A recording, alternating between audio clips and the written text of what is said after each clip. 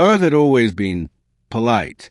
When humanity first joined the Galactic Council, older civilizations expected chaos.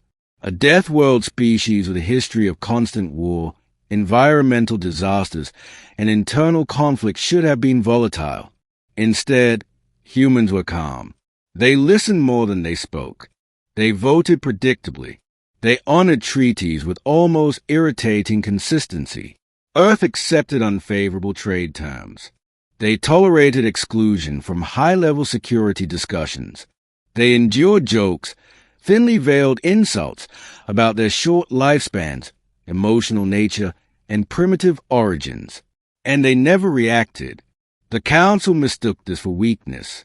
The Galactic Council chamber was a marvel, floating tiers of delegates suspended in a sphere of light, each species represented in a form comfortable to them.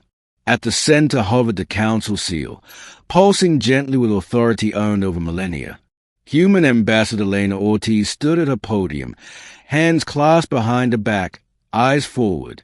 She had stood there for 20 years. 20 years of listening. The insult began as many did.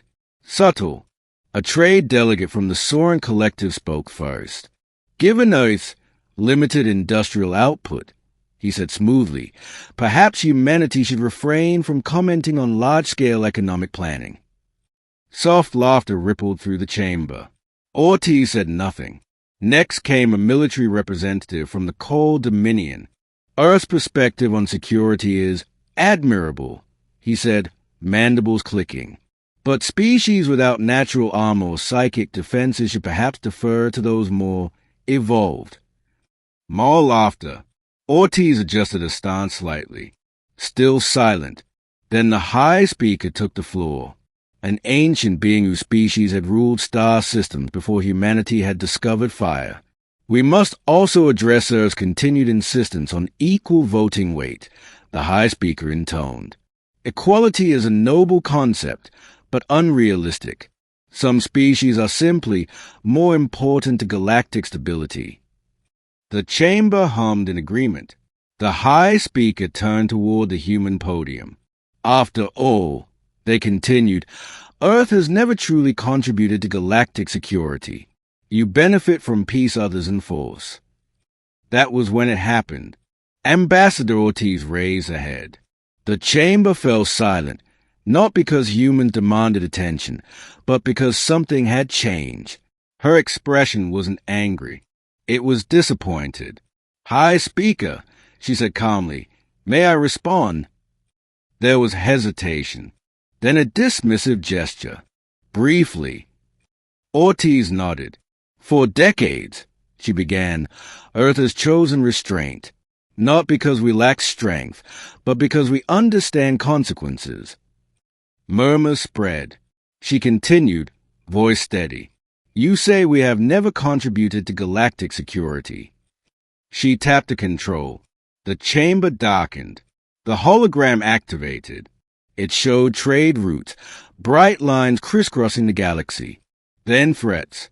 Pirate incursions quietly neutralized. Border conflict that ended before becoming wars. Anomalies contained before spreading. Each incident tagged with dates.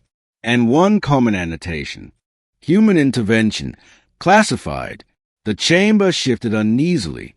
Ortiz spoke again. Every time a crisis mysteriously resolved, she said, every time a war ended before it began, humans were there. She looked around the chamber. You just didn't know.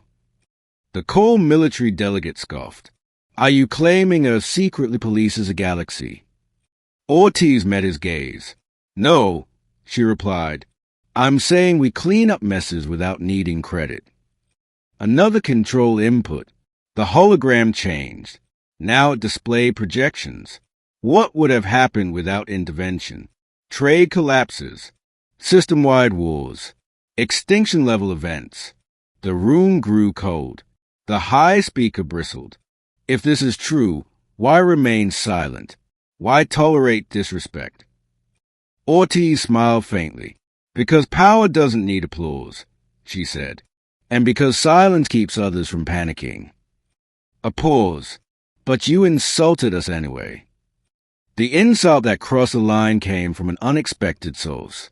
A junior delegate from a mid-tier species, emboldened by centuries of hierarchy. Perhaps Earth exaggerates, they said. After all, if humans were truly essential, the galaxy would collapse without them. Ortiz closed her eyes, just for a moment. Then she looked up. Would you like to test that theory? The chamber erupted. That's enough, the high speaker snapped. Earth will stand down. Ortiz straightened. No, she said. The word echoed. She tapped her console one final time. Across the galaxy, something subtle happened. Human fleets, long hidden, quietly positioned near unstable regions, powered down. Containment protocols paused. Safeguards disengaged. For exactly 30 seconds. The galaxy felt it immediately. A dormant war reignited on the edge of Council space. A spatial anomaly began expanding again. 3 pirate coalitions broke ceasefire simultaneously. Panic spread through the chamber as emergency alerts flooded in. What is happening? Someone shouted. Ortiz didn't raise her voice. You asked what happens without us, she said. That's a preview. Stop it, the high speaker demanded. Ortiz nodded. The system stabilized. Alerts vanished. Silence returned. The council stared at the human ambassador with something new in their eyes. Fear, not of violence, of responsibility. You would let the galaxy burn to prove a point, the high speaker whispered. Ortiz shook her head. No, she said softly. We'd never let it burn. A pause. But we will let you feel the heat. The chamber recessed into emergency session. By the end of the cycle, several changes were enacted. Earth's voting weight was adjusted. Humanity was invited, requested, to sit on the highest security council. And a new protocol was quietly added to council law. Do not provoke Earth. After the session, a nervous delegate approached Ortiz privately. Why stay quiet for so long? They asked.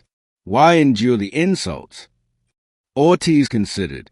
Because shouting attracts enemies, she replied, and we had work to do. She looked back at the stars. But silence isn't permission.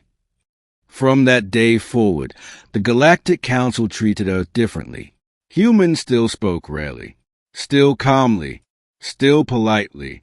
But now, when Earth stayed quiet, everyone listened, because the galaxy had learned the truth too late. Earth's silence was never weakness. It was restraint. And when the insults went too far, humanity reminded the stars exactly who had been holding everything together all along.